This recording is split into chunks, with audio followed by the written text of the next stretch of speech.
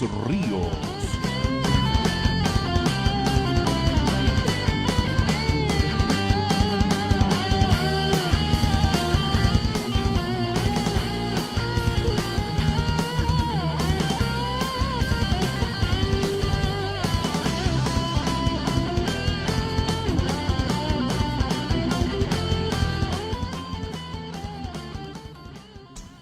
Muy buenos días. No te escucho, Víctor. Tu micrófono está funcionando. No. No, así no se puede. No vamos a poder así, Víctor. Es todo lo que te voy a decir. Voy a hacer un último intento. Está encendido el enlace. Lo que pasa es que cierro el micrófono del Skype. Ya. Muy buenos días, Víctor. Ahora sí. ¿Cómo estás? Pregunto, ¿mantengo el micrófono del enlace o apago el Skype? ¿Qué hago? Sebastián Valenzuela. Dice que no hagas nada. Dejo los dos abiertos. Que te dejes conducir. Eso dice. Dejo los dos micrófonos abiertos. Sí, por favor. ¿O cierro uno? Deja los dos abiertos. Ya acaba de cerrar uno. Ya, ahí está. Sí, perfecto. Muy buenos días, Víctor. ¿Cómo estuvo tu fin de semana? Bien, súper. Sí, te vemos más, no sé si más descansado o más joven. Pero sí, te ves algo. Las dos cosas. Sí, las dos cosas. Estuvo muy bien tu fin de semana, parece. Estuve temprano hoy, lo que pasa es que estoy de madrugada porque estuvimos con Magallanes temprano. Radio Presidente Ibáñez. Claro, tienen una hora menos, que es como una vida. ¿Una hora, media hora, una hora? Una hora. Nos acompaña el profesor Roberto Morales, ya está aquí. ¿Cómo está, profesor Morales? No se escucha. ¿Y al niño? Tiene el niño. Sí. Ahora sí. No se escucha. Ahora lo escuchamos sí. perfecto. Ahora lo escuchamos perfecto. Ya. Muy buenos Qué días. bueno. ¿Sus niños cómo están? Sus niños, todos sus niños. ¿Sí? Grandes los niños. Ya. Sí, no, ya no clasifican. No clasifican. No, ya no clasifican ya. Bueno. Oye, a propósito de Magallanes, yo pensé que era algo con el Deportivo Magallanes. No sé si existe el Deportivo Magallanes. No, no sé.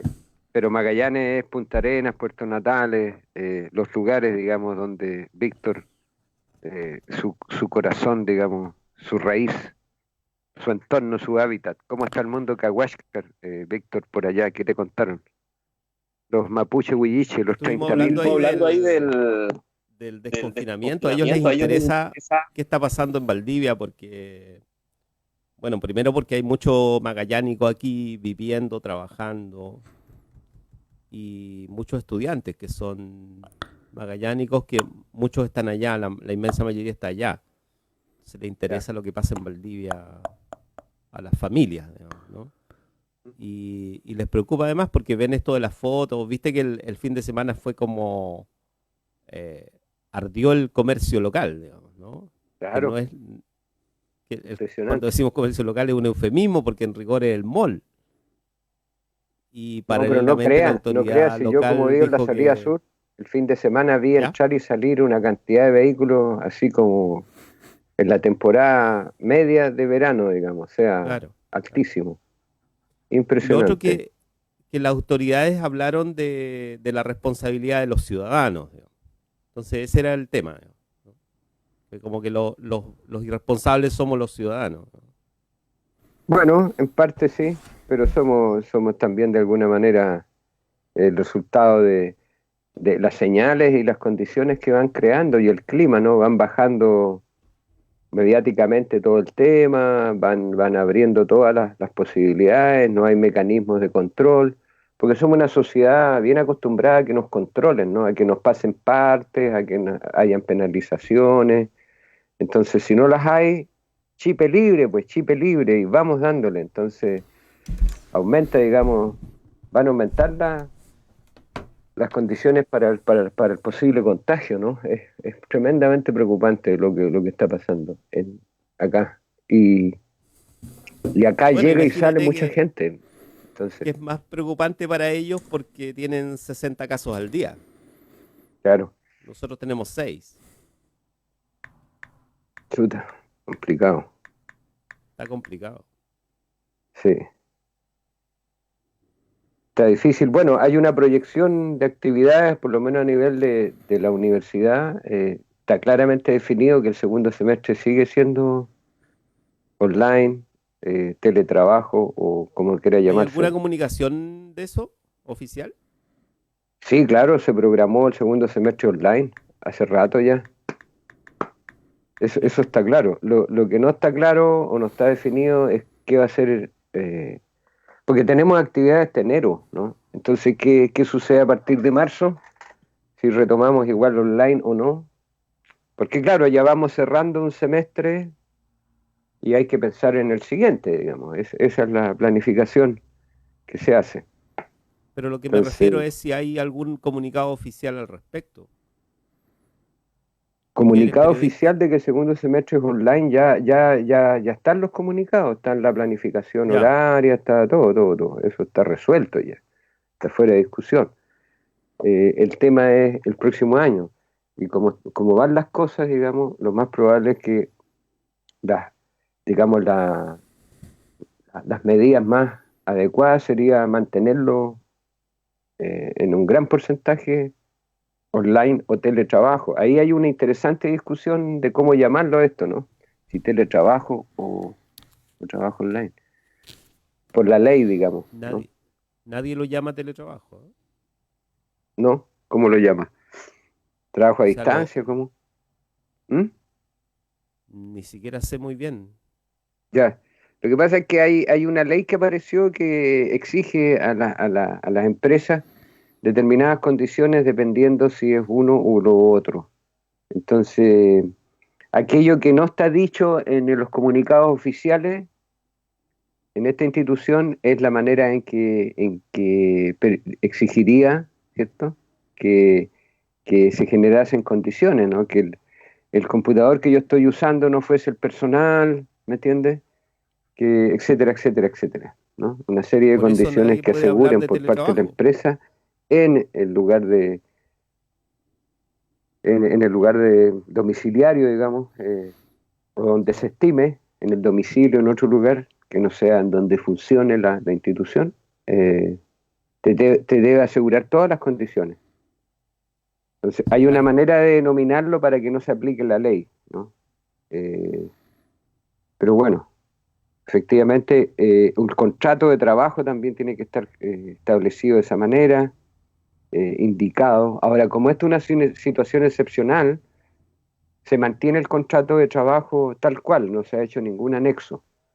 Pero ya Claro. esto ya pasó un primer semestre, va al segundo, entonces empiezan a haber tensiones ahí respecto de que, oye, a ver, arreglemos este asunto, y ahí se están. Pero es interesante porque implica repensar también las maneras de trabajar en el futuro. Quizás en los futuros contratos de trabajo habría que pensar en un anexo al contrato de trabajo en el cual se indique que en determinadas condiciones o bajo determinadas circunstancias, la empresa, el trabajador, etcétera, se realizará el trabajo de tal y cual manera, para poder, por un lado, cubrir lo que ha sido como la situación inesperada, ¿no? De que hoy mi teléfono no tengo que pagar, la conexión a internet, que toda la tecnología para necesaria, eh, bueno, uno no lo ha pensado dos veces, hace uso de lo que tiene en la casa, pero eso hasta cierto punto corresponde, está bien un acto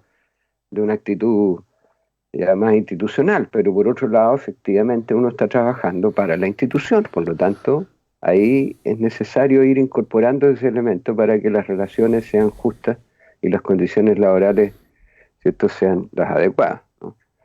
Así es que ahí hay algo Sí, interesante al respecto. sí, ese sería otro país, capaz. No, no sé, pues contrato de trabajo, digamos, que corresponde. Usted el sillón en el cual está sentado debiese ser, digamos, puesto por la institución para la cual trabaja, digamos, ¿no? Lo mismo su computador, si es que fuese algo, un tipo de trabajo así definido.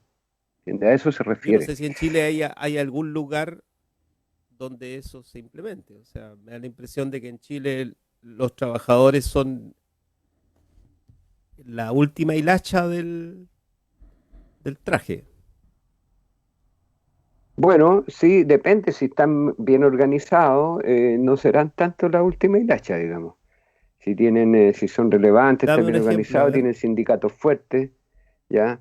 Hay sindicatos del cobre, hay sindicatos de algunas empresas que digamos, tienen suficiente fuerza, organización, unidad de acción, que les Mm, permite plantear, oye, este asunto. Y también hay empresarios, pocos, y se pueden contar con los dedos de la mano, que realmente consideran, ¿cierto? Y se aseguran de que las condiciones de sus trabajadores y trabajadores sean las adecuadas, digamos. Son muy pocos, Lo que no es la clase empresarial. No se lo que caracteriza en cuenta el Chile por sindicato, ser... ¿Cómo? lo que cuenta el sindicato de trabajadores de la Ujú. universidad es que ellos dialogaron con la rectoría la semana pasada Ya. y, y el compromiso es que no volvemos durante el segundo semestre. No, pero si eso está claro. Ah, tú dices a nivel de trabajadores, porque en la parte, digamos, de la formación docente, eso está ya, como te digo, las resoluciones están. Pero me parece, ante tu pregunta, debería verificarlo si esto ya se definió a nivel general. Entiendo que sí, que se definió que todo, digamos, la situación se mantiene. Así es que es lo que debiese suceder. Bueno, pero ¿y qué noticias tenemos respecto del Machi Celestino, no? Hoy día entrarían en una huelga seca. No lo sé, Pregunto, tampoco. ¿no? Te lo mencionaba antes de comenzar que me llamó la atención ayer que suspendieran el punto de prensa convocado. Ya, O sea, eso siempre es una bueno, señal de que no hay acuerdo claro. entre los que van a dar el punto de prensa. Bueno, para los que nos escuchan y no están al tanto de las últimas noticias, en la Corte Suprema fue rechazada la solicitud, por lo tanto los caminos legales, jurídicos, el sistema judicial se cierran en la instancia superior. Se puede acudir a la Comisión Interamericana de Derechos Humanos o a la Alta Comisionada de Derechos Humanos, que en este caso corresponde a la expresidenta Bachelet, como una instancia, pero eso no es de un día para otro y da las circunstancias de urgencia por la gravedad del estado de salud del Machi Celestino.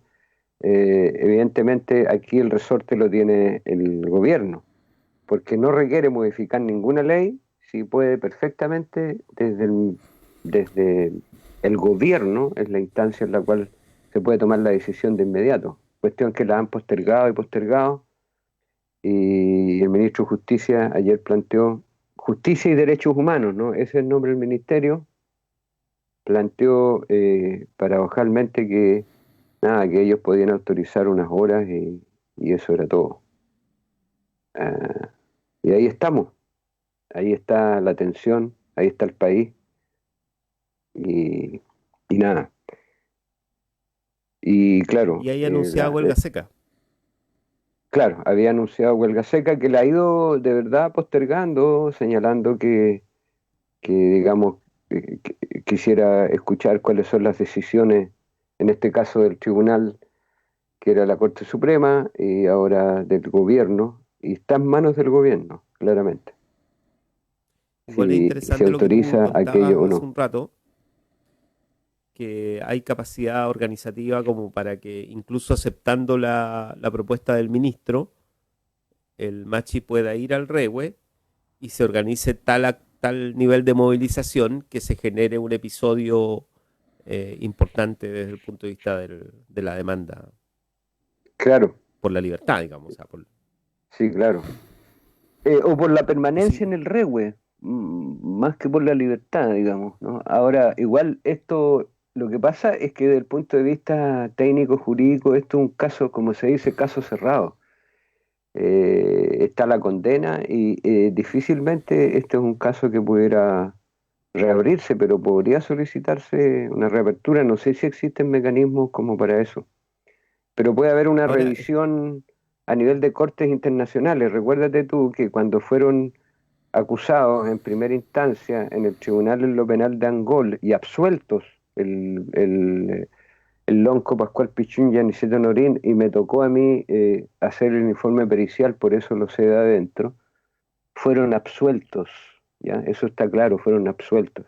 Posteriormente, se, se consiguió a nivel de Corte Suprema, lo consiguió, ¿cierto?, el exministro de Agricultura, presidente de la Fundación Neruda, ayúdame, digamos, bueno, ahí me acordaré el nombre, ya se me ha olvidado ya, consiguió que la Corte Suprema anulara el fallo por razones técnicas y se volvieron a enjuiciarlos a Aniceto Nogueira y Pascual Pichún.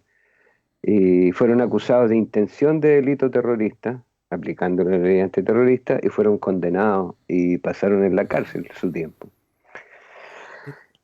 Pasados los años, ¿cierto?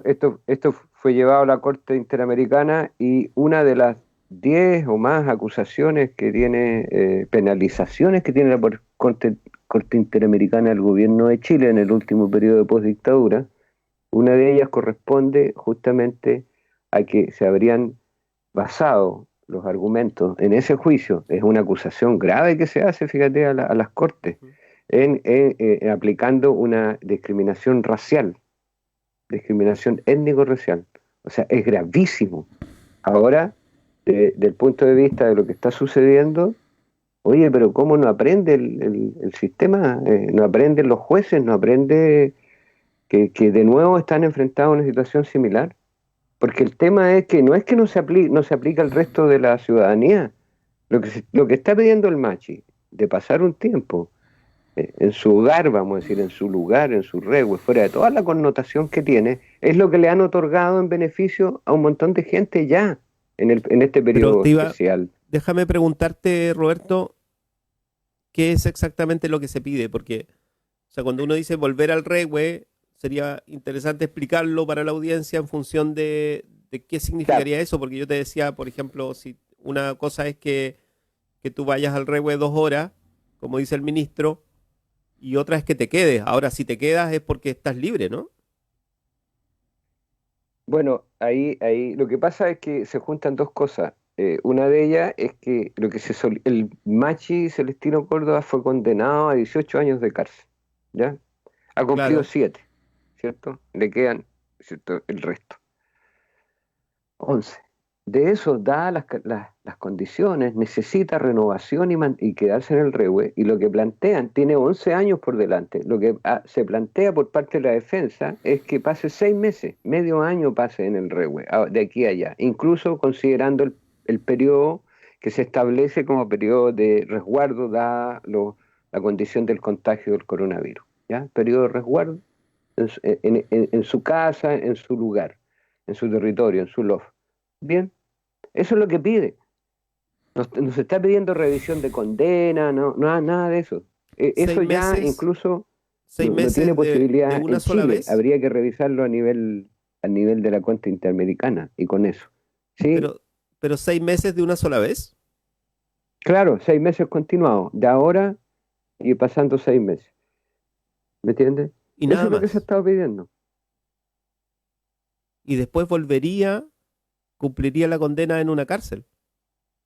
Claro, probablemente. O esto sería una situación, digamos, no, nadie dice después, porque aquí es una cuestión táctica por todos lados, ¿me entiendes? Lo que está claro es que tiene una condena y se está pidiendo 6 meses ahora. Si se los otorgan, puede ser de que después pida en otro momento pasar otro periodo y así va y viene, ¿entiendes? Pues se pueden conmutar penas también, se pueden decir ya, la pena se conmuta por una permanencia, un arraigo en su lugar, etcétera, etcétera, etcétera. No, pueden ser muchas cosas. O esta que estaba en las manos de la Presidencia de la República, ¿cierto? Cuando se declara, ¿cierto?, la persona no absuelta, sino que se le señala, digamos, una medida que nos tenía la Presidencia de la República, no sé si la mantiene, cuando otorgan, digamos, indulto presidencial.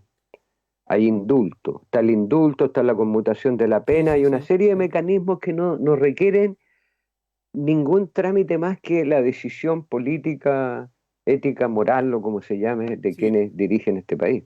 Entonces, pero es dado el importante. caso, Sí. pero Dígame. dado el caso como está, cuando tú planteas esto de que efectivamente hay, es un ataque, es un encuentro, digamos, para no decir un conflicto de dos tácticas distintas. Sí, Y, y ambas son muy potentes en términos de su factibilidad. O sea, el gobierno tiene todo el poder institucional, pero es evidente que la situación nacional incorpora el tema del Machi Celestino como un tema de primer orden. O sea, creo que las últimas encuestas hablan del 70%, 75% de preocupación a nivel nacional respecto al tema. O sea, esas son las encuestas que hace rato deben haber tenido en La Moneda y que ya sabían que esto venía así. Entonces, efectivamente es real esto de que hay dos tácticas que están corriendo y quizás es la peor manera de hablar del tema, pero bueno, o sea, nos toca, digamos, al final.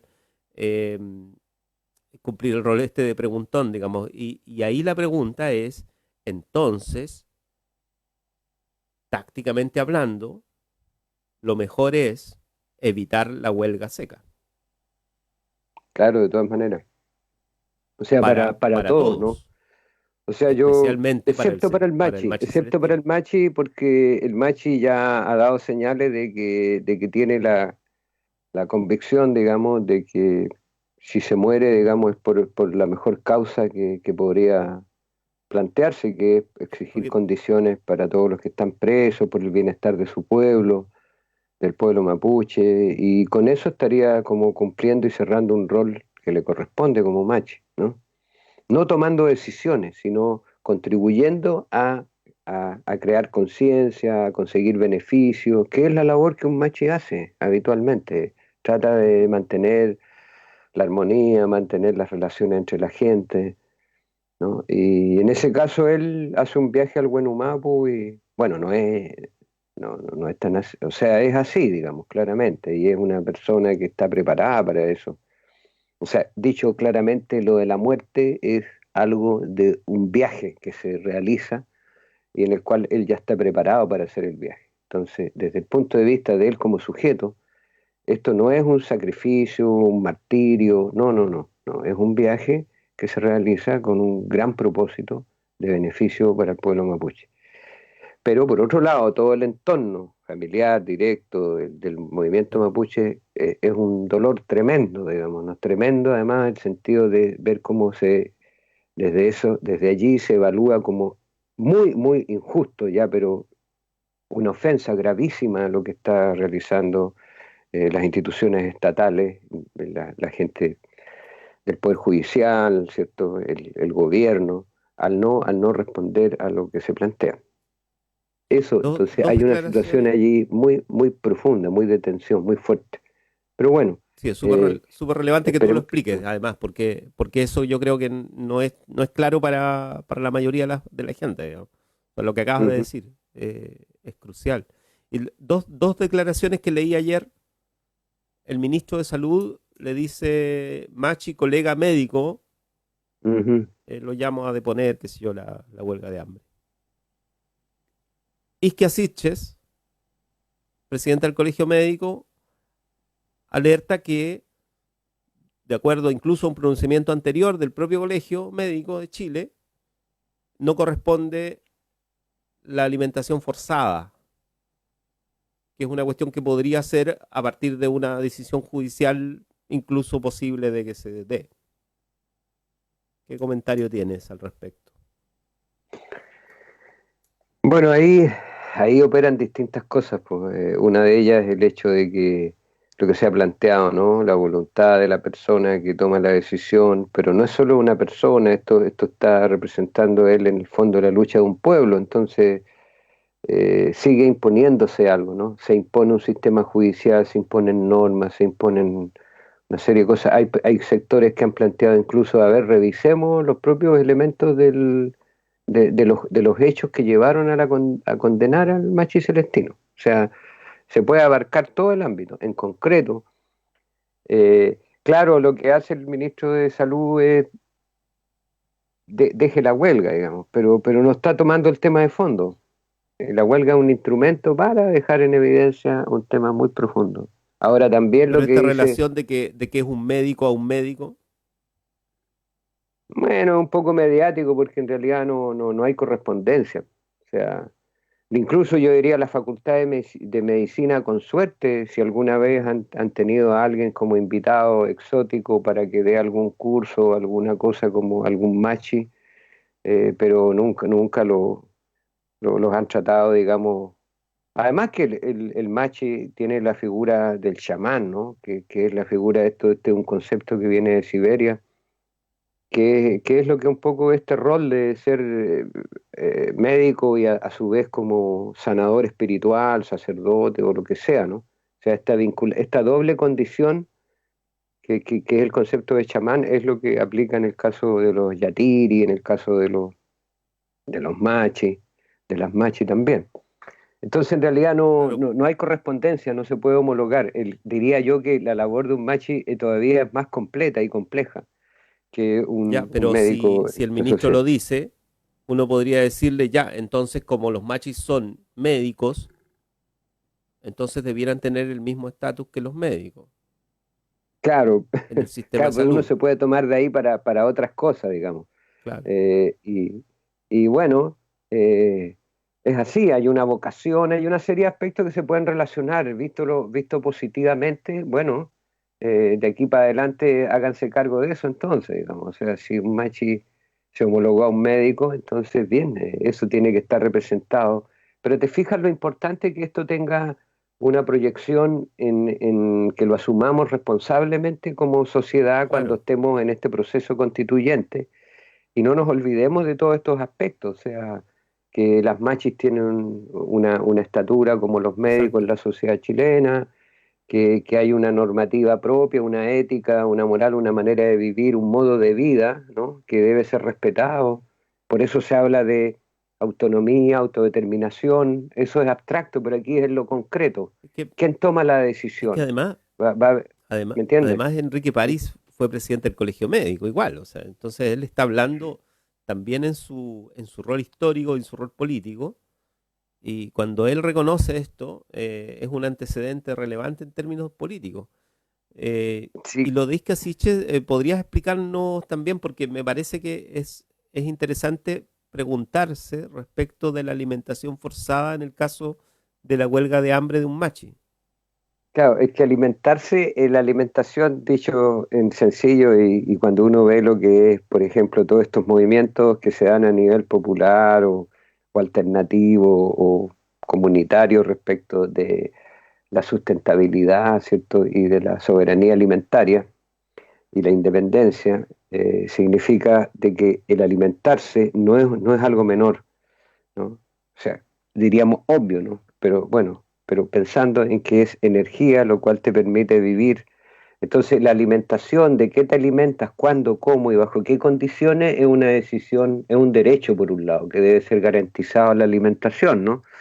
Y por otro lado, es un derecho a decidir qué y de qué manera te alimentas. Por eso hay gente que come de todo, hay gente que es vegetariano, gente que es, etcétera, etcétera, ¿no? Y eso tiene que ver con tu sociedad, tu cultura, tu manera de vivir, tus hábitos, tu entorno, que es lo que puedes acceder. Por lo tanto, forzar la alimentación a alguien bajo una decisión que se tomó de una huelga de hambre es ir más allá de la alimentación, sino que es apuntar a la decisión del sujeto persona, ya que ha tomado una decisión que no es individual, ¿no? Claro, está encarnada en su cuerpo, en lo que significa, pero en realidad es una decisión que tiene que ver con un lof, una comunidad y un pueblo. Entonces, al forzar la alimentación del machi celestino, estás en el fondo aplicando una acción impositiva, autoritaria, de dominio a un pueblo. Esa es la connotación que tiene en este caso. Es complicado porque se tomó una decisión y por qué, digamos, se va a forzar la alimentación. Por otro lado, se puede acudir al derecho a la vida, ¿no? Pero es que ahí está la decisión también del sujeto social, colectivo, individual, de decir, mi vida la estoy poniendo al servicio de los demás. Sí, es una situación complicada, es que se encuentran éticas distintas, que se encuentran también valores y mira, se puede ver aquí el gobierno se ha perdido todos los días la posibilidad de poder construir espacios de algo que no ha existido en nuestra sociedad, y es algo que debe existir, es lo que yo preveo como necesario para el futuro, para una nueva constitución, para una nueva convivencia, que son los espacios de interculturalidad que tenemos que ir construyendo. Eso se ha negado sistemáticamente. Aquí se aplican normas, criterios, visiones provenientes de un sector de la sociedad, además de un sector que entiende que su cultura es la cultura válida. A pesar de esas señales mediáticas como decir médico, colega, ¿no?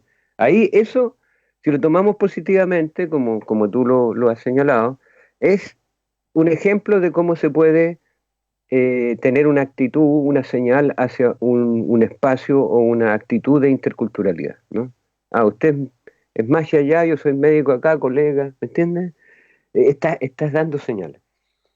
Pero eso es una señalcita al lado de todo lo que se necesita en este país, que en realidad necesitamos frente al machi celestino, frente a los mapuches, a los aymara, a los cahuascas, ¿cierto? A los yaganes, a los pueblos originarios, a los migrantes, ¿no?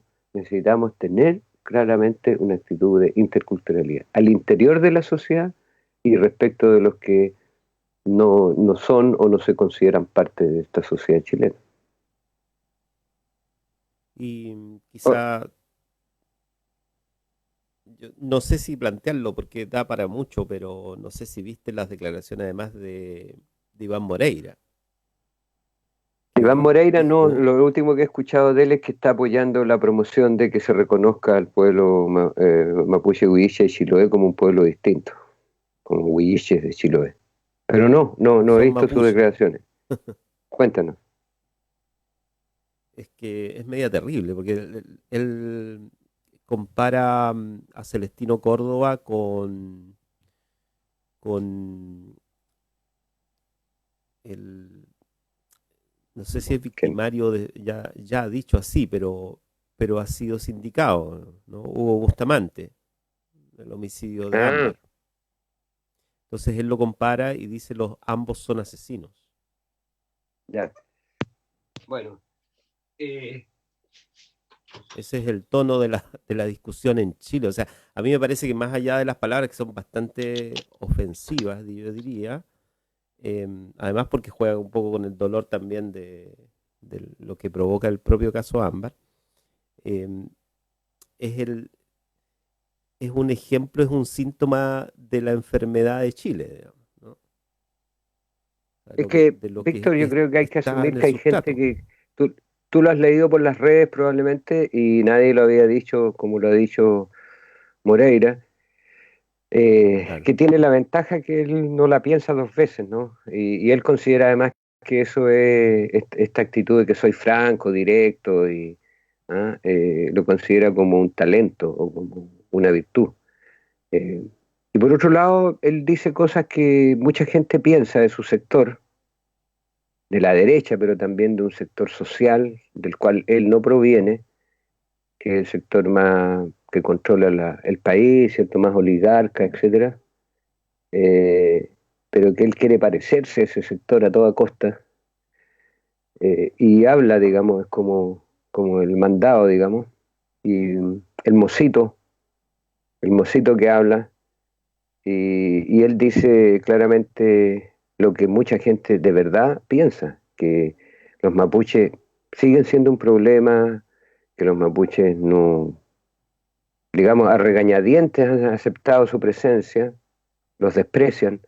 Por lo tanto, claramente afirmar así descaradamente que es un asesino, y que es homologable a la otra situación, es lo que dices tú, es aprovechar un momento para poder eh, no solo penalizar, sino que ya ha sido penalizado el machi celestino, es como un doble castigo, digamos, de dejarlo instalado no como un machi, sino como asociarlo a una acción de la cual no se ha probado directamente su intervención, tampoco, digamos, ni siquiera basado en el propio juicio, pero se puede hacer una lectura así ligera, una lectura intencionada para dejarlo marcado con esos asesinos, ¿entiendes? Es el empate que siempre buscan, ¿no? Y a los asesinos de verdad no puede él cenar con ellos o conversar y sentarse con asesinos de verdad que, que han sido, digamos, violadores sistemáticos de derechos humanos, crímenes de lesa humanidad, no tiene problema, no ha tenido problema en sentarse, digamos, con ellos. Entonces hay una inconsistencia muy grande, pero efectivamente el control mediático hace que sus palabras resuenen en las mentes y en las conciencias de alguna gente, lamentablemente. El 22 de agosto del 2016 aparece muerta Macarena Valdés Muñoz, ¿no? En Tranquil.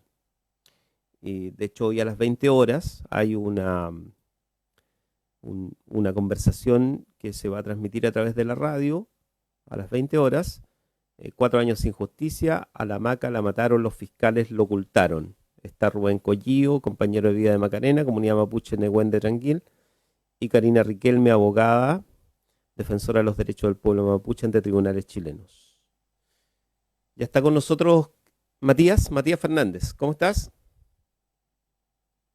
Hola Víctor, hola Roberto. Bienvenido. ¿Qué tal, Matías?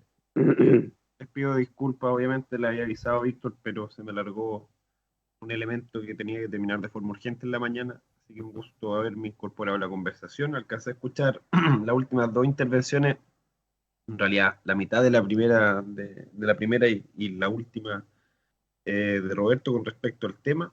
Y eso, estoy empezando la semana, así que lo que ustedes decían conversar, yo no puedo venir a imponer temas, menos si llego atrasado. No, pero por favor. Usted no, No. usted no llegó atrasado. Usted llegó a tiempo a todo.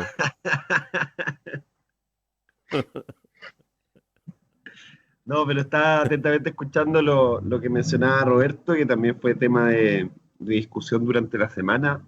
Eh, Dentro del mundo político, institucional, más bien igual y lo expresé la semana pasada, yo siento que hay una especie de dejo de parte del mundo político institucional con este tema que no tiene las ganas, no tiene la fuerza y tampoco tiene las competencias para poder abarcar la complejidad de los temas que estamos tratando. Y en eso me incluyo, porque finalmente soy parte también del mundo político institucional. Pero hay gente, Matías, hay gente. Sí, En todos los partidos hay gente mapuche, hay gente no mapuche especializada. Lo que pasa es que es un tema delicado y como que no se atreven. Pero mira, debo decir, por ejemplo, hay por Facebook sistemáticamente el Guillermo Teiller, que va siendo informado por gente, va dando opinión casi al diario respecto a lo que pasa con el Machi, con esto, y otros temas, ¿no? Me refería más al mundo local regional, en todo caso. Sin duda que al nivel nacional hay elementos políticos e institucionales que se están moviendo, pero más bien al regional y entendiendo que también acá en la región... Matías, es que ahí hay una cuestión que tú te has referido antes. En realidad, cuando se habla de nacional, se tiende a centralizarse en figuras que están y que viven y que su entorno es Santiago, ¿sí? Entonces, ¿qué sucede? Que en Santiago, como no han querido, eso es una paradoja tremenda, no han querido, no sé, no logran visibilizar a la mayoría de la población mapuche que vive en las comunas, algunas comunas de Santiago. Cuando se habla de mapuche, piensan en la Araucanía. Entonces, es una cuestión con la cual hay que luchar permanentemente. Sí, los mapuches, Machi Celestino está ahí, etcétera, está bien, pero la mayoría de los mapuches viven en Santiago, son trabajadoras y trabajadores que están ahí en Santiago, por lo tanto, asúmanlo, porque eso es algo que está ahí y que se va a ir expresando cada vez más. Entonces, acá, al mundo regional, se supone que acá están pasando las cosas, pasan aquí y allá simultáneamente. Pero acá hay gente que también, por ejemplo, no sé, pues hay en Payaco, hay una alcaldesa, hay gente que ha hecho estudios, hay gente ilustrada por distintos lados, ¿no? Aquí hay varias machis. ¿Por qué no le preguntan a la machi Pinda, a la machi Millaray Huichalaf, a la machi Paola, ¿cierto? Pues estoy hablando de aquí que uno se puede contactar directamente con ellos y con ellas, Hay dirigentes políticos que sí se manejan, que conocen de estos temas. Entonces, No, no, y si Roberto, no, sí, sí, sí, yo a lo que me refiero, más que, sin duda que hay dirigentes, que hay personas y que son políticas, y porque todo es político, y que obviamente están con esa interiorización y también con la búsqueda de soluciones. Pero particularmente voy a lo mal, me refería como al mundo político institucional en el cual hoy me toca estar representando, que es el Consejo. Y ahí, pero por ese intermedio, más que los consejeros, quiero abarcar precisamente a el representante del Ministro del Interior, que es el intendente en esta situación. Y ahí obviamente hay un desconocimiento reflejado también en uno de sus asesores, que hoy también es consejero regional, que es Boris Gatica, una mirada más bien punitiva, una mirada con desdén de lo que pasa tanto en la Araucanía como en la situación en general, y al mismo tiempo yo no sé qué opinión tiene Roberto sobre esto, que es un poco el conflicto que mencionaba él la semana pasada, que se amparan precisamente en figuras o personas mapuche que hoy están en contra, por ejemplo, de lo que hace el Machi Celestino, ¿me entiendes? Y se agarran de ese lado para tratar de descalificar precisamente la huelga de hambre y todo el problema de fondo que devela precisamente la situación del Machi Celestino Córdoba y el resto de los presos. Eh, entonces, ahí es complejo conversar, pensando en materias regionales, pensando en abarcar el problema, siquiera. No hay un plan incluso acá a nivel regional que se llamaba Maricunga, que hoy que era un plan territorial que permitía precisamente entregar herramientas a ciertas comunidades que hoy están desprovistas de ella, para los terrenos recuperados, que precisamente se ejecutaba a través de distintas instancias, que hoy está ejecutando CONADI, y que el programa está desarticulado. Que el programa ya estamos a mitad de año, más de la mitad de año, ya estamos en el mes 8, que hay menos de 4 meses para terminar el año, y el plan está sin ejecutar. Entonces, esos pequeños ejemplos de que efectivamente hay elementos políticos institucionales que hoy deberían estar andando, deberían estar entregando soluciones o incluso proponiendo elementos, no están funcionando. No están funcionando. Eso. Pero no, sin duda, está la Machi Paola, hay los dirigentes políticos también de los partidos han expresado constantemente críticas, pero también alternativas y soluciones, tanto a nivel regional. Hubo un conversatorio interesante el lunes pasado, de hecho, donde se hablaba de los derechos de la niñez mapuche. Eh, ha habido de todo, y esta región es bien nutrida, y comparto contigo que efectivamente el problema no se puede trasladar solamente a la Araucanía. Es ser ciego, si el tema está en Santiago, está en todas partes. Si, claro. no estamos hablando solamente de una comuna siquiera en particular, sino que estamos hablando de un problema sistémico, de fondo, donde también las condiciones para el pueblo mapuche no están dadas hoy en distintas partes del país como para poder ejercer ese derecho de fondo que otros países ya tienen. O, por ejemplo, sí puede ser el caso de Nueva Zelanda y otros elementos donde acá no están las condiciones mínimas. Bueno, Matías, Matías Fernández. no, quizás estás llamado a ser tú entonces el consejero regional que la lleve en los temas, porque en esos temas, porque está claro, y por favor cuenta con todo mi respaldo en lo que necesite. Hay gente que se dedica, hay instituciones. Nosotros en la universidad es un grupo diverso de personas que por distintos lados llegamos a la temática, trabajamos con gente mapuche. Entonces hay una opinión profesional, técnica, pero también hay otros sectores, ¿no? Diversos que interesados en contribuir a efectivamente a estos espacios de interculturalidad, en el proceso constituyente, a transformar este Estado por un Estado plurinacional.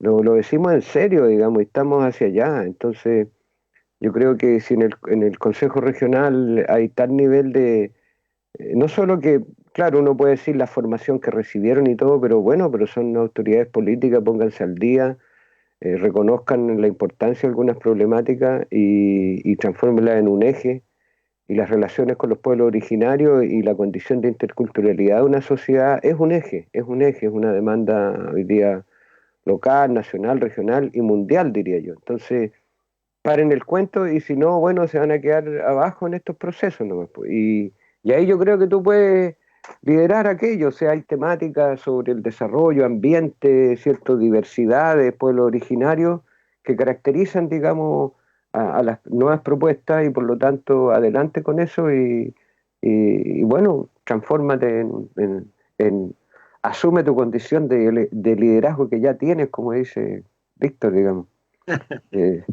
Y Víctor también debe ir al Consejo Regional y lo podemos postular a gobernador, no sé. Hay una serie de cosas que tenemos que evaluar ahí en conjunto, porque A Rey. gente como usted es la que tiene que darle continuidad a esto. ¿No es así, Víctor? A Virrey sería bueno. Bueno, pero las monarquías se están desarmando, pues, que sí, entonces no tiene mucho sentido volver a eso. Por eso, digamos. para revivirla. Restaurarla. Oye, está Miguel Millar con nosotros también, ¿no? Miguel, por ahí. Restauración monárquica, sí, ahí estamos. No está Felipe Rifo hoy. Quiero aprovechar de enviarle un saludo porque ha sido padre esta semana, las últimas horas. Así es que todo el cariño de este panel para él. Felicidades por eso. Y ¿es primera vez que es padre o no? Disculpen la pregunta en público. No sé, entiendo que sí. Ya. Creo. Bueno, sí. Tremenda experiencia. Bueno. Yo le estaba dando pase a Miguel a ver si está con nosotros, porque también es alguien que ¿Víctor? ha trabajado el tema o que ha seguido el tema de cerca. Sí, claro. Víctor, ¿Miguel? ¿me escuchas? Sí. Sí, disculpa que no estaba en mi lugar de trabajo, pero cuando empezaron a repartir cargos salí arrancando antes de que me toque a mí también algún tipo de nombramiento. Preferí eludirlo. Entonces, ¿quién quedó? No estábamos nombrando a nadie, compañero. Lo que estábamos haciendo era indicar, primero, fortalecer el liderazgo que ya tiene Matías, por supuesto, y proyectar, digamos, la todos necesidad detrás de que Matías. personas como Víctor puedan, digamos, claramente postular y representarnos. Es que a lo mejor la democracia representativa ya está agotada, ya habría que pensar en otro tipo de ejercicio participativo. Sí. ¿Ya?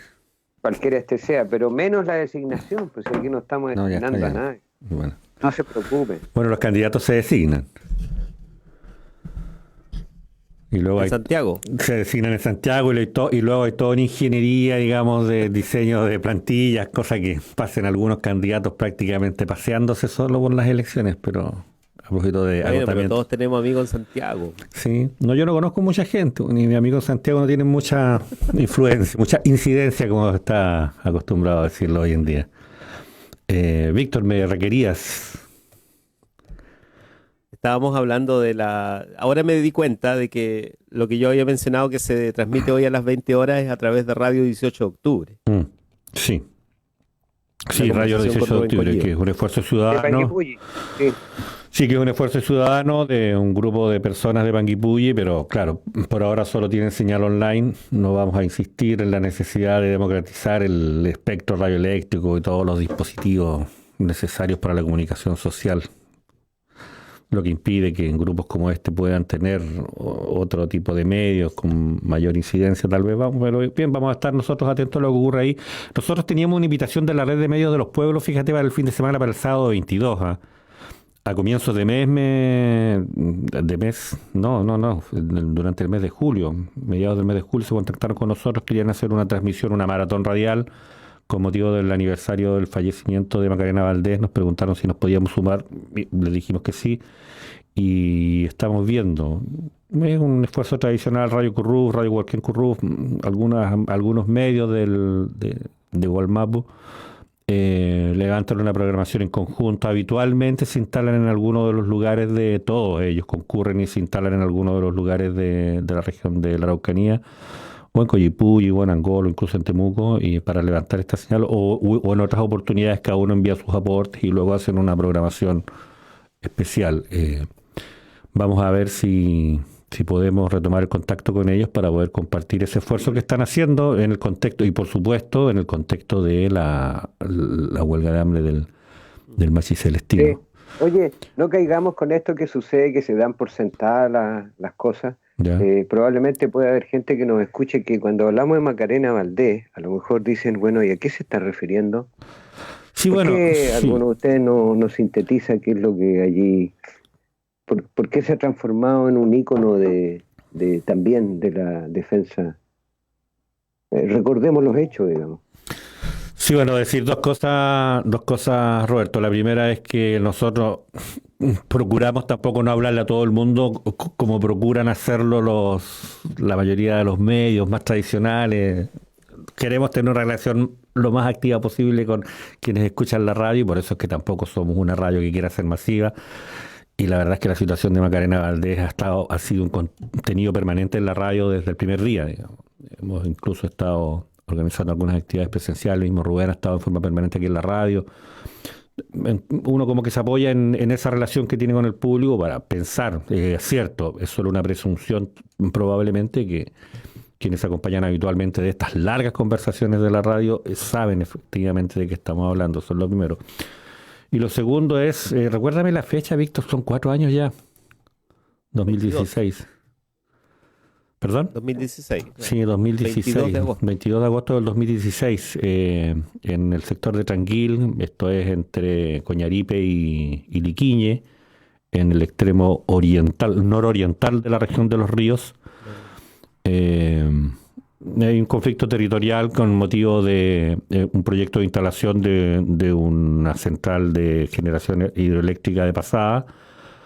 Y el conflicto estaba fundamentalmente en ese momento instalado en lo que era la servidumbre de paso de la red de transmisión eléctrica, que iba a sacar la energía de esta planta de transmisión para pasarla para aportarla al sistema interconectado central. Pues bien, esta línea de transmisión eléctrica pasaba por varias viviendas, pasaba por la localidad de Tranquil y allí pasaba por la casa, por el patio, debía pasar por el patio de la familia de Macarena. Y Macarena, su marido, su familia y otros vecinos, por supuesto, que participaban de un movimiento de resistencia porque ellos no querían ese tendido en su patio, no querían esa intervención en su territorio, pero además porque querían oponerse a la instalación de la central de pasada en el río, entendiendo que la central de pasada afectaba la salud del río y en tanto afectaba la posibilidad de ellos de comunicarse con los ancestros que habitaban en ese lugar. Y eso era, digamos, nosotros estuvimos durante los meses previos al fallecimiento de Macarena recibiendo comunicaciones permanentes de la comunidad. Nuestro amigo Mauricio Durán siempre, el Puelche como lo conocemos nosotros, siempre, por lo menos 1 o 2 veces a la semana nos informaba de que estaban realizando alguna actividad, que estaban realizando alguna marcha, que estaban realizando alguna reunión para resistir esta intervención en su territorio. Y digo eso porque nosotros durante todos esos meses previos siempre dijimos, oye, tenemos que ir a Tranquil, tenemos que ir a ver cómo podemos ayudar a visibilizar eso. Y fíjate que nunca pudimos, o nos faltaron los recursos, o no tuvimos tiempo, no logramos organizarlo.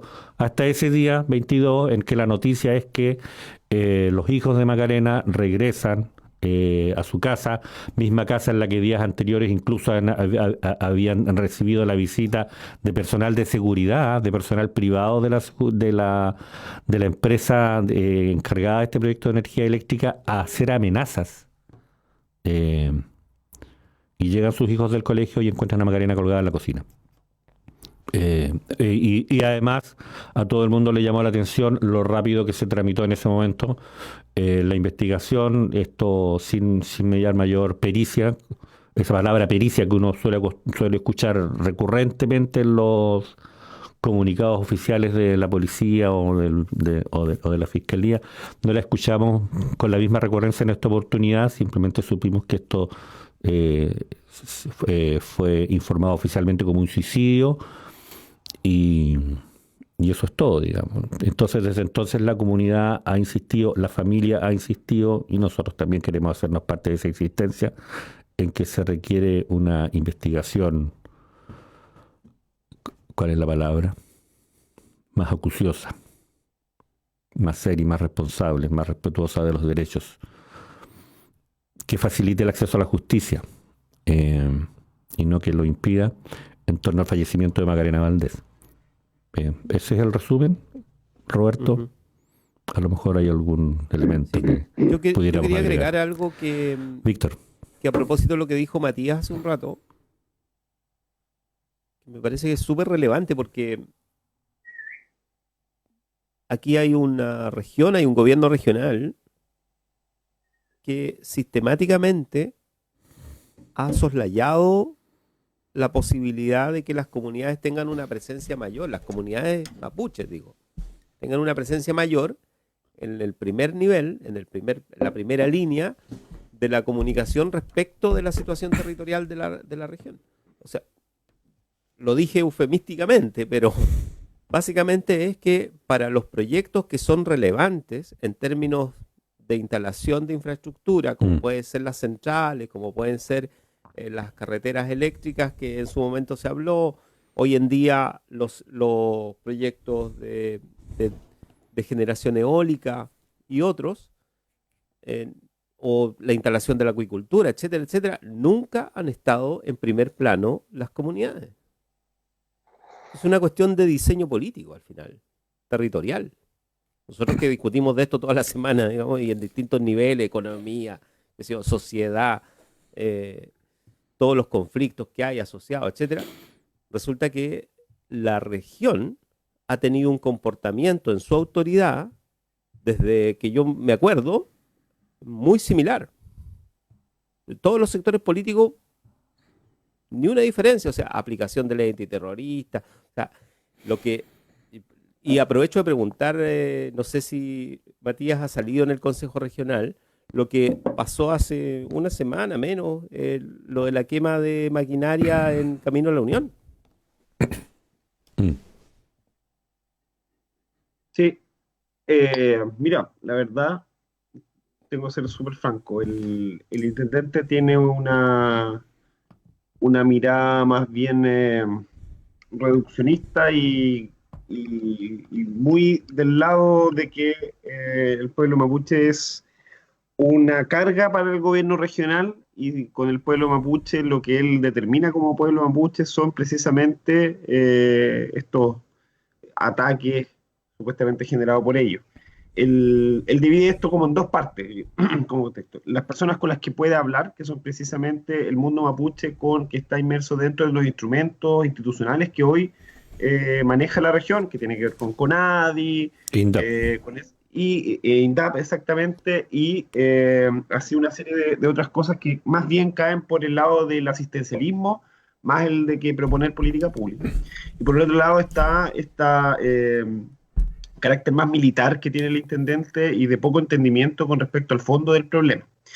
Con lo que pasó particularmente en la Unión, fuera de los dichos públicos que haya habido, lo único que hubo con respecto al Consejo Regional fue una conversación por WhatsApp, donde están los consejeros regionales y el intendente, donde un consejero regional subió fotos del ataque y como que empezaron a preguntar.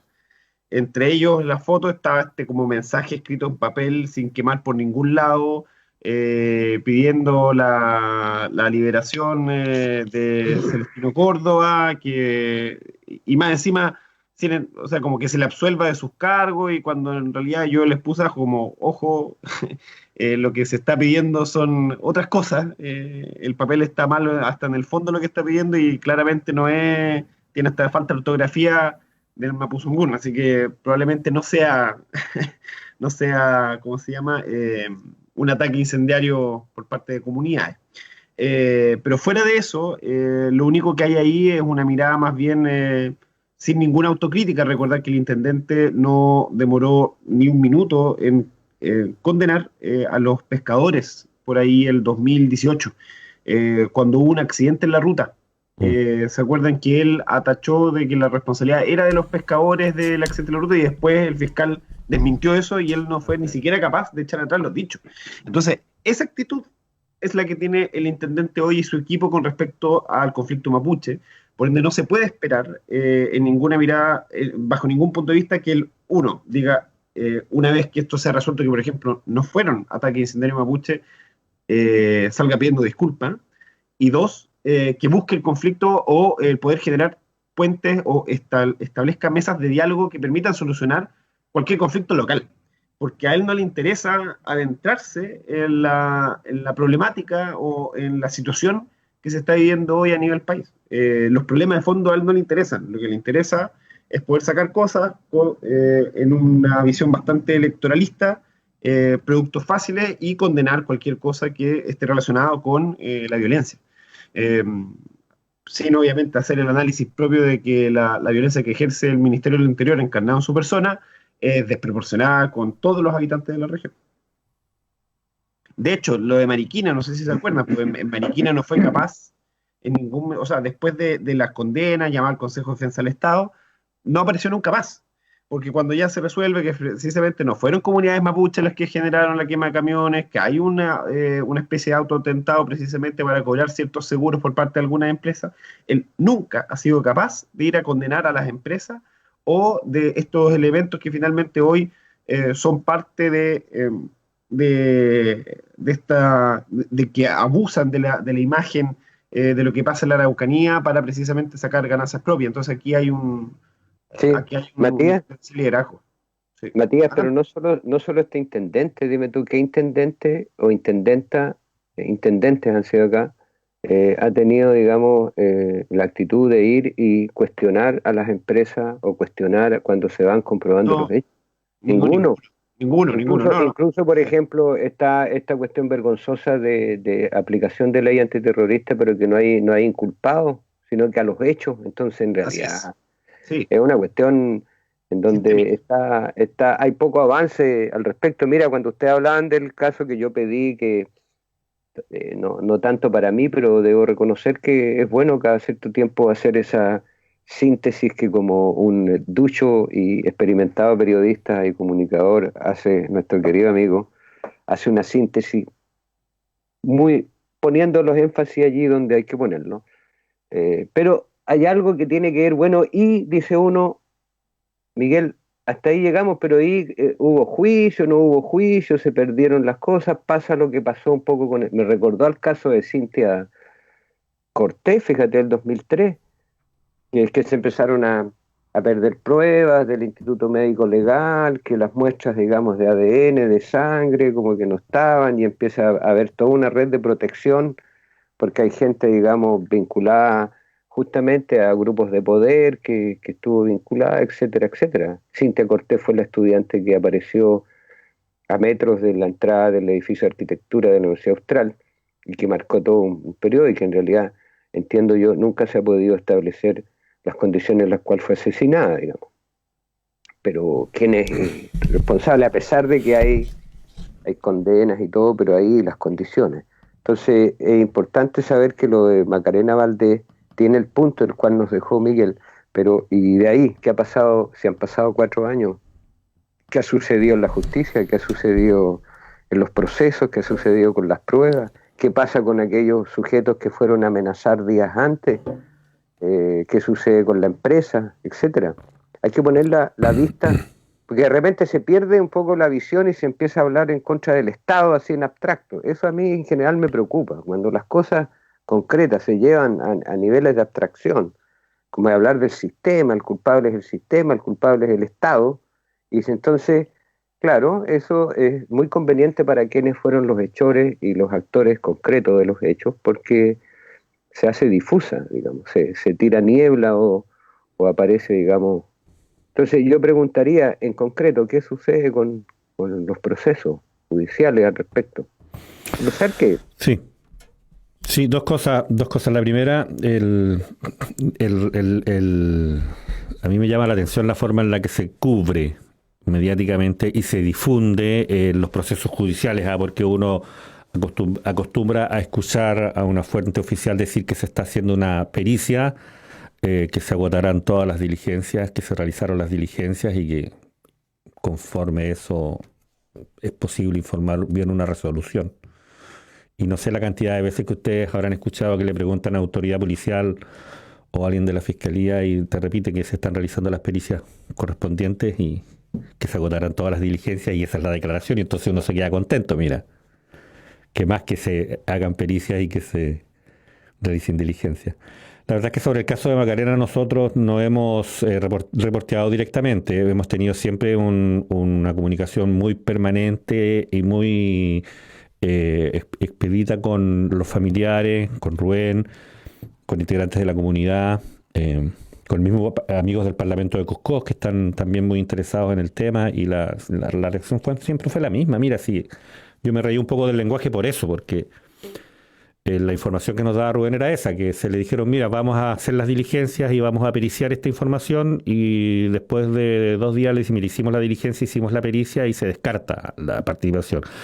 Y ante la consulta y eso es lo que uno escucha en los medios de comunicación, y ante la consulta directa de cuál fue la pericia, le dicen, bueno, le fuimos a preguntar y nos dijeron que no fueron. Punto. Le preguntamos al jefe y no, ellos ese día estaban destinados a otro lugar y ahí termina la investigación, digamos. Eso es lo que nos dice. Pero eso es lo que nos dice Rubén, pero espera un minuto. Eso no es una pericia por ningún lado. Bueno, y en la versión más, digamos, elemental de pericia. O sea, hay ciertos procedimientos. Está bien, sí, yo no soy un defensor del sistema, pero te lo digo un poco desde adentro también, ¿no? Hay procedimientos. Sí, pero Roberto, yo te lo estoy comentando para decirte que así se ha informado. Y es en ese escenario donde la familia ha insistido en que se realicen otro tipo de procedimientos, que se realicen otro tipo de investigación, y no solo la familia, sino también la comunidad. ¿No? Entiendo que se hizo una exhumación del cuerpo. Sí, se realizó una exhumación, se hicieron algunos procedimientos adicionales a lo que había dictado inicialmente el órgano persecutor, pero sí, a mí lo que me pasa además es que no he podido acceder a esa información de primera mano, entonces por eso también me cuesta difundirla, Roberto. Lo que yo quiero decir ahora sí es que lo segundo era eso. Me acaban de confirmar, y a propósito de los antecedentes, probablemente vamos a quedar plenamente informados respecto de cómo ha avanzado la investigación y la demanda de justicia de parte de la comunidad y la familia durante los últimos 4 años del caso de Macarena Valdés el próximo viernes, porque me dicen que esta transmisión radial especial conjunta de medios comunitarios mapuche se va a realizar el viernes desde las 4 hasta las 9 de la noche, este viernes 21. Una transmisión especial en demanda de justicia por el caso de Macarena Valdés, y nosotros en Radio Universidad Austral de Chile vamos a hacer todo lo posible para responder a la solicitud de estos medios, de prestar nuestros medios para que también se pueda esta transmisión difundir aquí en Valdivia, así que te invito a que estés atento y probablemente vamos a tener esta respuesta que nos estás pidiendo en ese minuto. Roberto. Sí, tú usaste un concepto técnico que es órgano persecutor, se refiere al Ministerio Público de Defensoría Penal Pública, y además quienes tienen la responsabilidad de llevar a cabo investigación, pero también, digamos, hacen su propia investigación, en este caso la Defensoría Penal Pública, y finalmente ni uno ni el otro resuelven, y al servicio de ellos están la PDI, Carabineros, etcétera, ¿no? Y los organismos de inteligencia y todo lo que sea. Pero quienes toman la decisión, en definitiva, y también pueden llevar adelante una investigación y solicitar pericia, son los tribunales, es decir, y los jueces que constituyen esto. Por lo tanto, incluso hay distintas instancias, por eso te digo, no. Cuando los medios informan como tú bien describes y dicen esto se hizo aquí de esta manera. Usan el lenguaje como si usaran palabras mágicas. Claro, y en realidad las cuestiones se pueden demorar mucho o poco. Llama la atención cuando demoran muy poco, y es porque seguramente que hay gente interesada en que se demore poco, o a veces se postergan muchísimo las investigaciones, etcétera, etcétera. Y no es que la cosa funcione fluidamente, ¿no? Como una máquina muy aceitada, sino que pero Roberto, sabes que de distinto orden. A propósito de esta inquietud, yo diría que aquí claramente se quiere encubrir, como en unos y en otros casos. En el caso de Macarena Valdés se quieren encubrir responsabilidades que están asociadas a las iniciativas empresariales con el respaldo de gobierno, y por otro lado, en el caso de Cintia Cortés, se quieren encubrir ciertas personas que a su vez estaban vinculadas también a otras personas muy influyentes, digamos, en la sociedad regional y nacional. Entonces, encubrir, proteger al poderoso, se corta por el más débil, digamos, el hilo, se van postergando las situaciones, y no solo la sensación, sino constatar una vez más el clasismo y la discriminación racial existente que opera también en todos los procedimientos para poder hacer justicia en este país, no solo como una sensación, sino como una vivencia. Entonces, por eso es importante ir identificando y precisando dónde aparecen, ¿cierto?, los elementos que reproducen este sistema de injusticia al cual estamos siendo enfrentados, digamos. Sí, dos cosas. La primera, a ver, por razones familiares, bastante personales, en algún minuto tuve cierta proximidad con la situación de de Cintia Cortés, y yo tengo una evaluación completamente distinta. Yo pienso que es otra la realidad ahí, pero una vez más los medios de comunicación, por supuesto que construyeron una realidad alternativa bastante, eh, voy a decir la palabra, eh, no la voy a decir, simplemente construyeron una realidad alternativa que es sobre la cual es bueno y es necesario hacer crítica en algún minuto. No nos da el tiempo en este minuto y lo urgente es la situación de Macarena.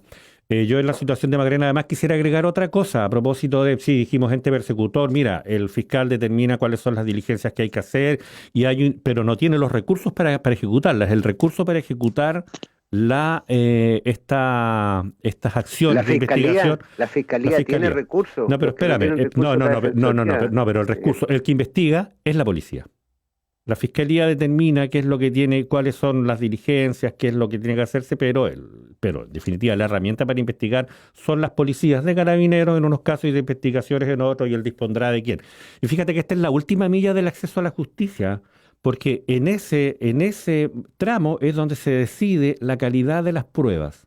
Es ahí donde se decide si el fiscal y en definitiva el juez va a tener o no va a tener elementos con la calidad necesaria como para resolver bien una investigación y resolver una investigación como el caso Macarena Valdés, por ejemplo.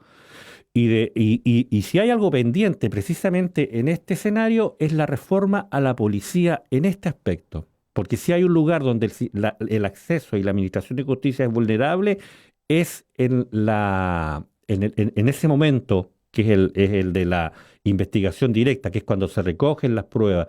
Tú decías, puede haber alguien interesado en ocultar información, puede haber alguien interesado en, mira, que las cosas no se resuelvan.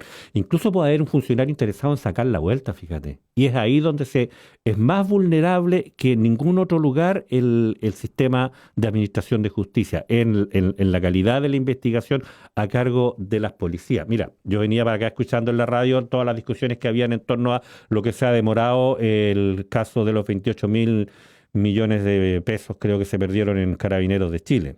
De eso estamos hablando, digamos, por ejemplo. Y quería agregar algo más al respecto. Fíjate que a propósito de la pandemia y del confinamiento también estuvimos muy cerca porque seguimos harto el tema de cómo se estaban gestionando el eventual aumento de la violencia intrafamiliar en el mundo, pero también aquí en la región.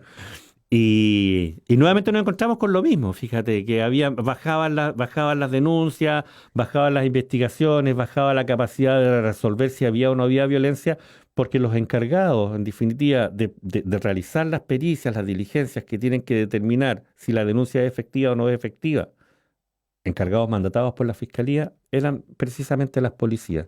Y ante la baja calidad de esa gestión es que te encuentras con una fiscalía que no tiene elementos para acusar. Solo por dar un ejemplo respecto de cómo funciona esta última milla del acceso a la justicia y que está más pendiente que nunca, creo, sí. No sé. Pero hay mecanismos, por ejemplo, la Defensoría, y ustedes han tenido al defensor regional invitado, sí, ¿cierto? A Luis Soto Pozo, y la Defensoría tiene tanto que defender, ¿no? Porque a la Fiscalía entra todo lo que son las denuncias, que son en el marco, digamos, que se requiere investigar, pero una vez que se establecen, la Fiscalía se da un tiempo para investigar y luego viene se activa la Defensoría. La Defensoría tiene tanto que tiene un sistema de licitación externa, o sea, hay oficinas de abogados que licitan las defensas, porque no tienen, por eso te digo, los que tienen menos gente es la Defensoría. Los que tienen mucha gente para investigar, funcionarios, especialidades, ¿cierto? Hay todo tipo de acciones, son los fiscales, ¿no? Los fiscales que están distribuidos y que tienen equipo y que además cuentan, digamos, con la policía y con todos los organismos para poder investigar. Y dentro de eso, no es solo los funcionarios, sino que se puede convocar a peritos externos. Tú podrías ser convocado, digamos, como perito en algún tema de comunicación, o quien, digamos, lleva el tema acá del control de radio y todo eso, eventualmente en una situación de identificación puede ser convocado. De hecho, hay colegas que están en el área de lingüística para identificar voces, que trabajan con gente de sonido en la universidad. Qué susto. Hay gente que hace pericia. O sea, la pericia es un ámbito muy amplio que no solo está instalado dentro de las instituciones. Existe la figura de que un juez, un fiscal, un defensor puede pedir a expertos profesionales, ¿cierto? En el ámbito externo a las instituciones, pueden convocarlo y hay recursos para eso, digo yo, para que de alguna manera es un mecanismo también de control más ciudadano, pero efectivamente todo eso es difuso, no está suficientemente establecido. ¿Cuánto, digamos, podría mejorar si, por ejemplo, hubiese un acuerdo entre universidades o institutos técnicos especializados que pudiesen tener, digamos, como parte de sus servicios o contrataciones con los organismos públicos, ofrecer servicios de pericia en distintos ámbitos, como parte de las actividades? Cuestión que no se da, ahora se da a título individual. Son parte de las cosas que hay que seguir mejorando y definitivamente yo creo que se requiere una profesionalización, un mejoramiento en la calidad de los que son las Fuerzas Armadas, Carabineros y servicios. Es lo que ha intentado la PDI a través del ingreso de profesionales al sistema de la PDI, ¿no? Donde hay profesionales, cualquiera de ustedes, si quisiera, podría, digamos, postular a la PDI, digamos, como profesional. Y formaría parte de la PDI y podría contribuir a eso. No, yo no puedo. Hay un requisito de edad que yo ya no cumplo.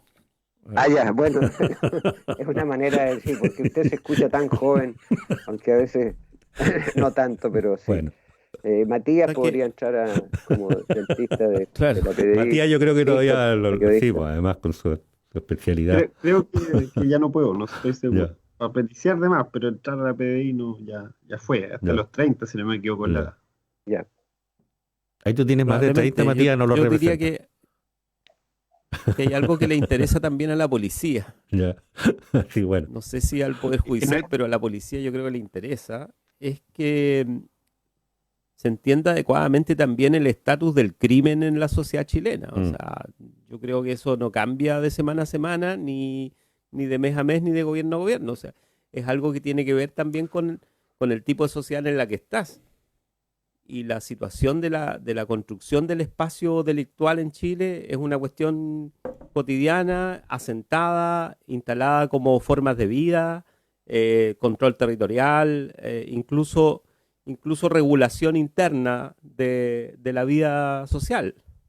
O sea, el crimen, más allá de la delincuencia incluso, el crimen es parte sustancial de la actualidad de este país durante desde la dictadura hasta acá.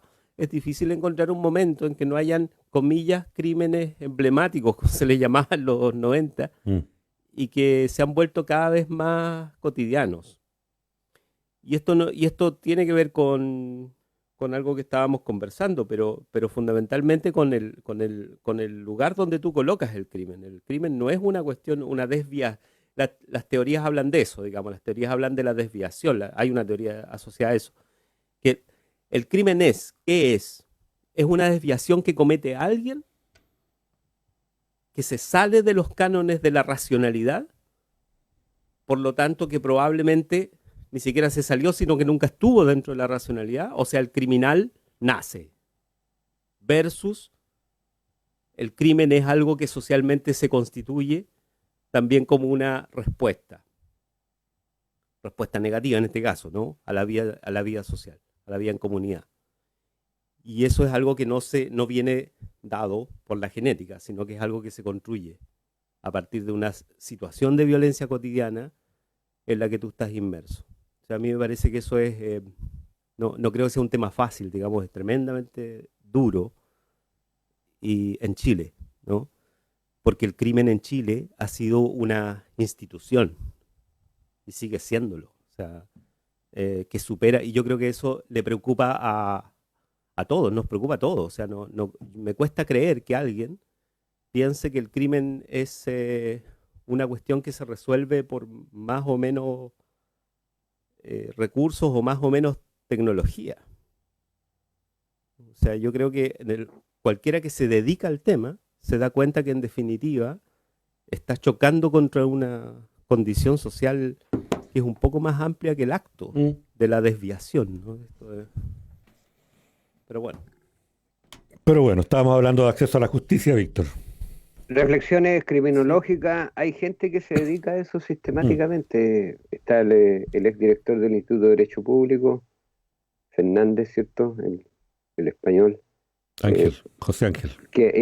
José Ángel, que incluso tenía un programa el año pasado, ¿no? No sé si de criminología, ¿no? Derecho a la radio. ¿Ah? Derecho a la radio. Derecho a la radio. Podrían profundizar en esos temas, sí. De hecho, es importante. Partimos hablando del caso del Machi Celestino Córdoba, y digamos que ahí cómo corren socialmente estas estructuras es impresionante. O sea, que es un poco lo que decía Matías hace un rato. O sea, en los WhatsApp de nuestras autoridades estas cuestiones funcionan en una lógica bastante menos técnica que lo que uno cree, digamos. Bastante más basada en prescripciones sociales y estructurales, digamos, y es lamentable, pero eso funciona así. O sea, yo cada vez que escucho la palabra justicia, más me acuerdo de la Violeta Parra que de los jueces, digamos. O sea, o de los ministros o de la Corte Suprema en este caso, ¿no? Que es la que actúa ayer, digamos, ¿no? Que por lo tanto actúa todos los días, digamos, que decide cosas todos los días. Bueno, hay que avanzar también en el proceso constituyente en una revisión de cuáles son los procedimientos, los criterios de selección, las cualidades, ¿no? Creo que también todo el sistema de justicia en Chile está basado en principios que responden a otro tipo de sociedad, una sociedad mucho más clasista, más jerárquica, son poderes como intocables, hay una serie de cosas allí que es necesario revisar y modificar, ¿no? Yendo a lo concreto, o sea, hay una serie de que reproducen ciertas dinámicas, pero también hay al interior, ¿cierto? Esto de que, por ejemplo, sean casi exclusivamente abogados, excepto los tribunales ambientales, donde hay gente que no es abogado, que sean solo los abogados los que ejercen, ¿cierto? Todas estas labores dentro del sistema, resulta, ¿cómo es eso? Resulta, porque, por ejemplo, en el sistema de salud, claro, hay un predominio de los médicos, pero una cuestión jerárquica, pero hay una serie de otros profesionales asociados, y entonces eso de alguna manera también hace que no sea solo patrimonio de un sector que se profesionaliza en eso, ¿no? Entonces, bueno, hay un montón de cosas que es necesario revisar, además de procedimientos, dinámicas, de procesos de democratización, de transparencia. Porque aquí, imagínense, es lo que decía Víctor, ¿quiénes en definitiva, además de lo que, primero, están establecidos las leyes, hay códigos que establecen qué es lo que está dentro o fuera de la norma de convivencia en una sociedad? Y luego quienes deciden si eso constituye delito y luego cuáles son, si es delito, cuáles son las penas, qué es lo que tienes que pagar, digamos. Y cuáles son las razones. Claro. Démosle un minuto a Matías, Roberto, que ya nos tenemos que ir por el horario. Sí, muy bien. Yo me despido. Que estén muy bien. Matías, hasta el otro Sí, lunes. no, un abrazo grande. Esperar que yo creo que el tema que estamos tocando es un tema difícil de abarcar en la complejidad. Me quedo con lo inicial que nos llevó a este tema, es con respecto precisamente a dos cosas. Uno, la desidia por parte de las autoridades, y esto ha sido a nivel transversal. Pareciese que cuando un gobierno le toca hacer el gobierno se olvida de la premura que hay con respecto a esclarecer las situaciones como lo que pasó, por ejemplo, con Macarena Valdés. Y lo segundo, obviamente, hacer el recuerdo y homenaje ya cuando mencionaban que había sido 4 años ya, si no me equivoco. Uh-huh. Increíble cómo pasa el tiempo y aún no hay certezas de algo que todavía está tan latente en la memoria viva de la gente de la región. Yo creo que cada día se obvia, pero la necesidad precisamente de proteger a nuestros dirigentes ambientales, entendido, no como esta sola persona que acarrea a 1000 personas atrás, sino que de repente la pelea ambiental se da en lugares cotidianos como el que da precisamente Macarena. es importante ir avanzando hacia proteger precisamente ello y sin duda que, no sé si el acuerdo de Escazú nos lleve inmediatamente a ese lado, pero sí vamos a necesitar precisamente develar que hoy, sobre todo los que resisten el medio ambiente en distintas partes del país, están siendo atacados de forma directas e indirectas por grandes poderes económicos e incluso intereses políticos de por medio. Así que eso me quedo y nos vemos la otra semana sin falta. Bien, pues. Gracias, Matías. Gracias, Roberto. Gracias a ti, Matías, Roberto, Morales. Un gusto, como siempre. Que estés muy bien, ¿eh? Igualmente nos despedimos nosotros. Viene corriente alterna. Viene corriente alterna. Sí, por supuesto. Muy bien. Buenos días.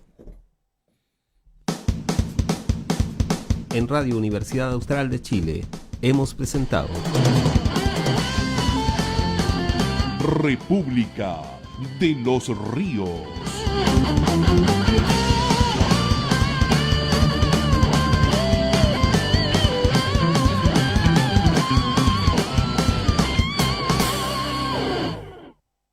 La Universidad Austral de Chile